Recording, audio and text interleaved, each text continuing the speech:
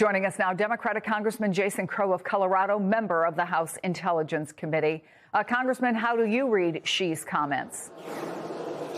Well, I read it as everyone should read it, and that is he thinks he's in the power position here. He's looking at Donald Trump, who has weakening poll position, growing unpopularity in the United States. He's stuck in a stalemate in Iran, and he rolls over to China with a plane load of top executives and CEOs with a combined wealth of $1 trillion.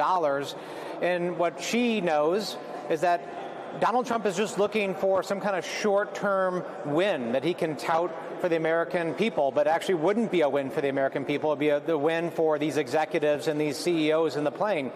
So he thinks he's in a power position. And, to be clear, I don't want this to be happening. I don't want any U.S. president to fail. I don't want the country, America, to fail here. We are in strategic competition with China.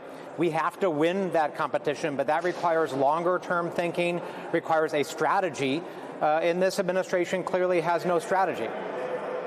Just to be clear on what your concerns are, Congressman, are you saying you're worried that Donald Trump will make a deal that may not be something that is so advantageous to the United States, just so he can come home and say, look what I got? Yeah, what I think is going to happen is he's going to strike some deal on paper, tout, X billion of dollars of investment, and then try to come back and put that on TV and say it's a win for the American people, just like he did in 2020. So he went there in 2020. He struck a trade deal with China for $200 billion to China to buy American goods. Do you know how much of that money actually went through and how many goods were purchased by China after he touted that deal? Zero. There was $0 of goods purchased. So Donald Trump is clearly just looking for some kind of short-term win to shore up his faltering approval ratings in the United States. Meanwhile, China continues to strike deals with other countries, continues to move into the diplomatic void that this administration has created, has positioned themselves as the reliable leader and actor around the world, while this administration continues to pull back and isolate America from its partners and allies. The Washington Post, meantime, is reporting a confidential U.S. intelligence analysis details how China is exploiting the war in Iran to maximize its advantage over the U.S. across military, economic, diplomatic, and other fields. That's according to two U.S. officials who have read the report. Now, that assessment says the war has also drained the U.S. of munitions that would be critical in a potential standoff with China over the fate of Taiwan. Should we be worried? Well, yeah, I'm worried. I mean, this is an unmitigated disaster. It's cost Americans tens of billions of dollars. The Strait of Hormuz remains closed.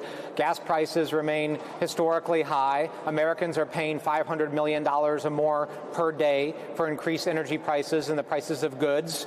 We have isolated ourselves from our biggest and most important allies and partners, which China has taken advantage of and is swooping in to try to present themselves as the honest broker and the world leader.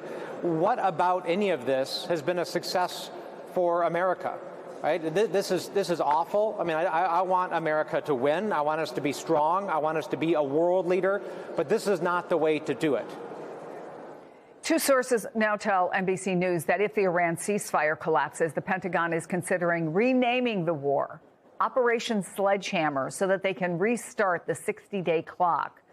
Congressman, if that were to happen, do you think any of your Republican colleagues would have anything negative to say about it? I don't know. I've stopped giving up trying to get inside the minds of my Republican colleagues. Every time I do that, I'm just disappointed.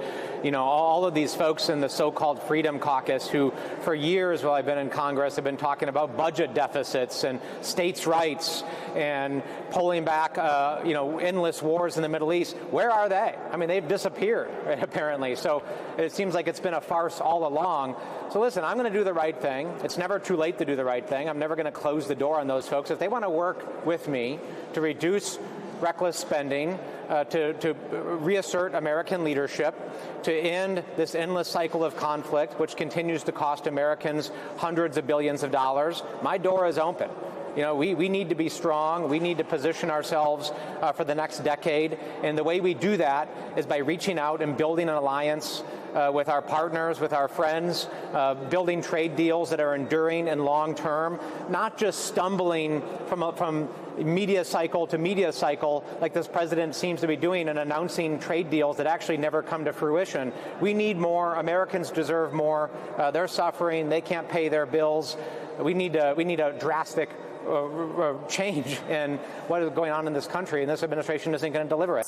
But Republicans are suggesting either that the president didn't actually say economic concerns don't play into his Iran war decisions, even though we heard him say that, or that he didn't mean it. What do you think, and what is your message to struggling constituents about what Democrats maybe at least are trying to do about it? Well, Chris, I've learned to listen to the words of Donald Trump.